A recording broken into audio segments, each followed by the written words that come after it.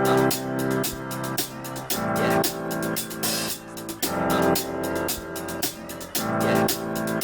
got this feeling. My partner, Noel Fielding. I am your super secret special agent, armed with my license to sell. love it. Hey everybody, it's been a couple weeks since we've been able to come to you and bring you It's what? been so busy. I know, it's been crazy. So we are actually broadcasting, not live. But we're recording today from our new office space here at the Quality First Real Estate offices in Clovis on Shaw and Minnewawa. And we've been blessed by our broker to have this amazing space together to share, where we can collaborate much more efficiently and just getting a ton of stuff done. So we're super excited about that. But it's been a process with all of the work we've had moving in and getting all set up that we just neglected you guys, and we really apologize. So Technical issues, computer problems like you wouldn't believe. I mean, bad stories, bad stories. So this is episode 6, A New Hope. a new hope, yeah. We Obi-Wan Kenobi. Help me, Obi-Wan. Yeah. No, we want to just give some shout outs, and just give you a little updates of what we've got going on. We still have our cabin in Shaver that's still listed. We have a beautiful house in the Clovis foothills in the Auberry area. We have a new condo out on Barstow at Fig Garden Loop. What else do we have going on? Well, we've got 3 or 4 escrows closing this week, so Yeah. lots of, and we just wrapped up one the other day. Too. Yeah. We're anyway.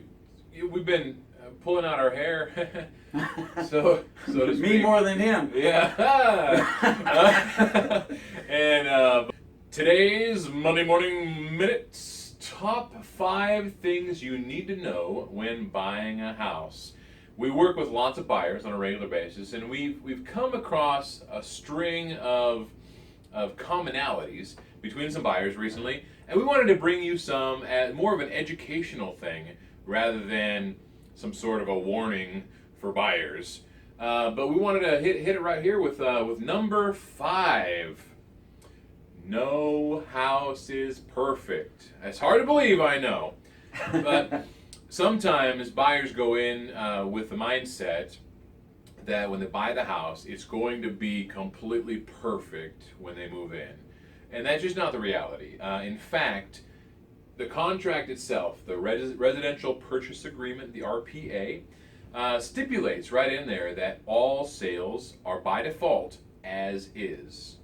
A matter of mindset, you're going to try to look for a high quality house, but understand that no house is perfect, which leads us to number 4. 17 days to inspect. So with the idea that these homes aren't going to be perfect, and listen, every buyer's a little bit different. Their expectations, some are very happy just to be in the market to buy a house, first time home buyers a lot of times, and some have had some experiences. So that expectation of the quality of the house is there. So remember, there's a 17-day inspection period, which is boilerplate language. Actually, we have the ability to stretch that period out a little bit or shrink it down a little bit as is appropriate, depending on the size, shape, condition of the house and things like that. Yeah. So, But by default, the contract says you have 17 days to fully inspect the house. and the top 3 inspections that we always recommend, and some people do and don't do all or some of them or any at all, depending on the situation, but there's always going to be that pest inspection. This is one that I'm a big believer in, especially if it's an older house. Absolutely. Even one that you can walk in an older house and it's been flipped, renovated, and it looks fantastic, but the bones are what you're concerned about. So you Right. want that pest inspection to assure the quality of those bones. Exactly. All right. What else? What other inspection do we need to do? General home inspection, number 2. That's number 2 on my list. These are, for me, I'm looking for deal breakers Yes. in a Yeah. general home inspection. Is there some problem with a foundation? Is it a post and beam kind of construction where things that you might find in that undercarriage of the house are a big deal? But you'll find everything from light switches and outlets that aren't working well. Help find these things and make you aware of it. And you're going to decide at that point, is this a house that I want to fix or do I need to get out of this deal? Right. So within that 17 days, if you determine that the house is no longer suitable for you, you are free to walk away with absolutely no recourse at all. The only, I guess, risk you might take is if you actually paid to have the house inspected. It's money out of your pocket, but it's well worth it to know for sure if this is the house for you. Leading to number 3, negotiations. Number 3, negotiations. Well, what do you mean negotiations? Well, after all what we call the material facts are known, meaning you've had it inspected and you know what's going on with the house, and the seller has also disclosed to you everything they know about the house, you have the opportunity to then request for repairs above and beyond or what was found.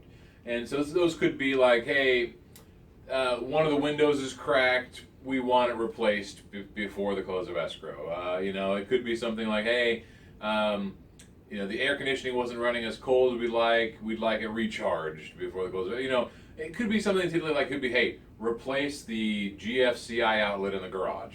So remember, $15. when you do these negotiations, though, it's just that. It's a two-way street. Exactly. Just because you're asking for it doesn't mean you're going to get it. Exactly. So Yeah. they may say yes, no, or maybe so, and come back with some type of compromise. So it opens that dialogue back up, and it is going to go both ways. And some people are, well, let's say you want to be very cautious about what you ask for. You over ask in a seller's market like today, they might just say, you know what, forget it, we'll just go on to the next one. And it's no harm, no foul. Exactly. And so be careful, I guess, what you're asking for. I mean, I wouldn't want to nitpick something.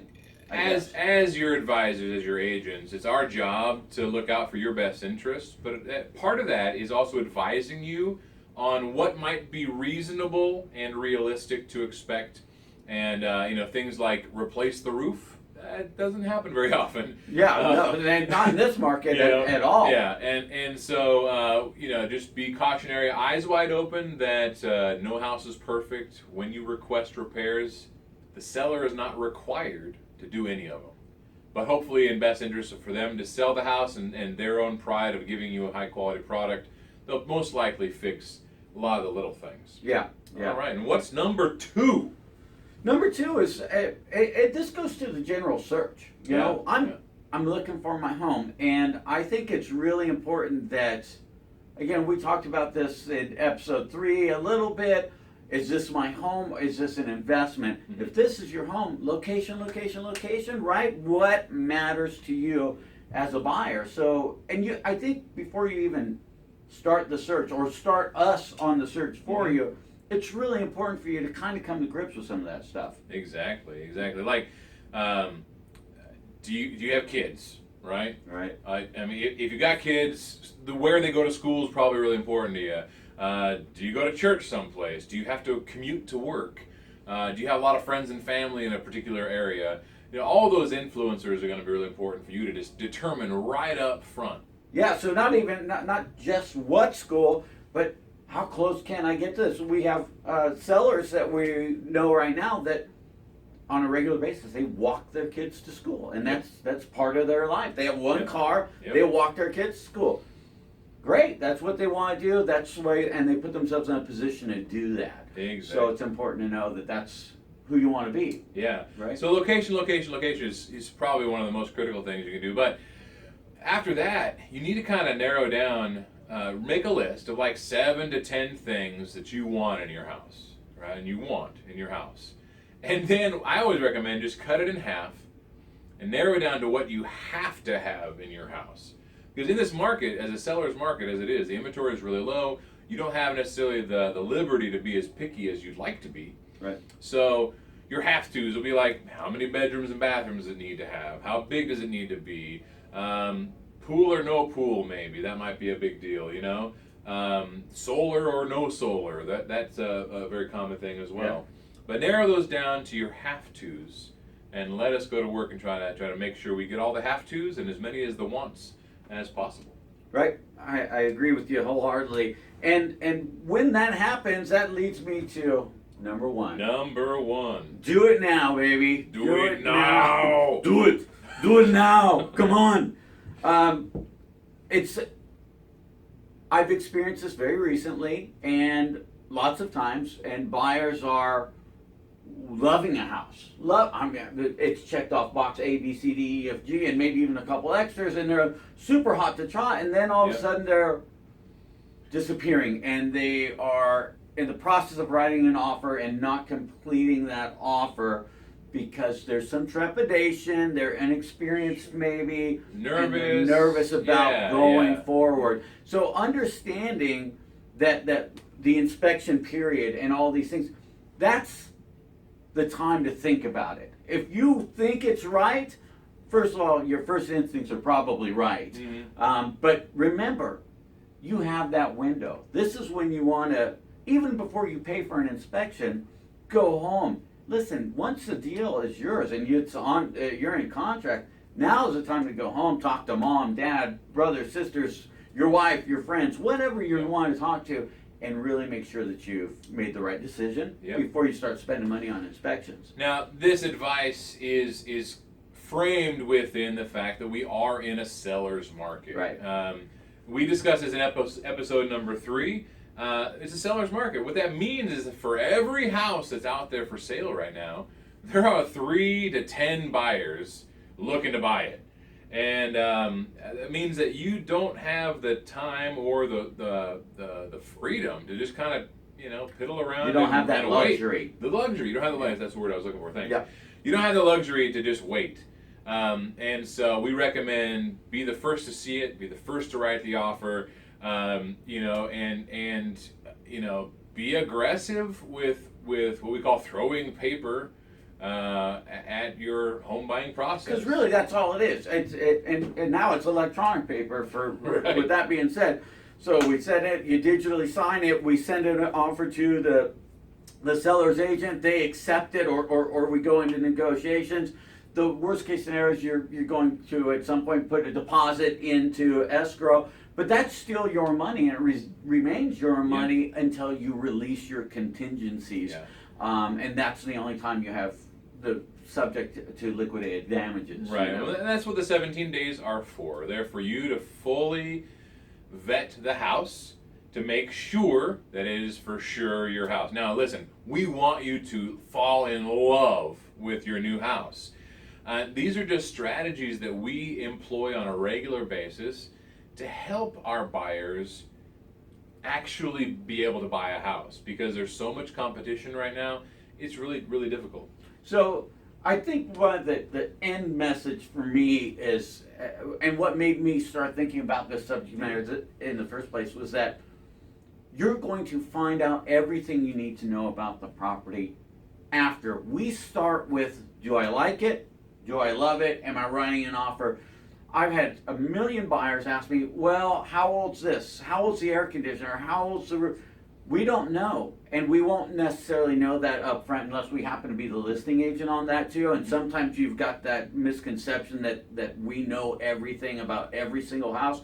We don't. And we don't do the research up front. Right. Because for any given buyer, we're talking 20 houses that we'll look at. That's hours and hours and hours. So keep that in mind. We're going to go out, and the first goal is to find a house you like in an area you like, and then if you love it, we're going to solve all the problems after the fact. Exactly. All right, that wraps up our top 5 things you need to know when buying a house for this week.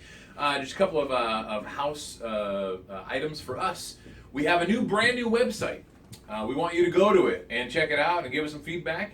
It's www.kfhomesales.com. Yep. We also have a brand new phone number, which is awesome. It's a group phone number. 559-235-9022. We weren't able to get one with our name in or anything like that. My personal one is 284-KIT, which is just kind of cool. Isn't that clever? Isn't that pretty awesome? But see, I have 7 or 8 letters in my last name, so that wouldn't work for me. Yeah, just Fielding doesn't work. Yeah, doesn't have anything that started with. There's nothing. That would be a bunch of random numbers. Anyway, hey, that's all, folks. Don't for this forget week. to subscribe below. That's right. And if you need any of our information, it's on the slide to follow. Thanks so much. Have a great week. See you next time. It's not the feeling. Got this feeling in my body. Come on.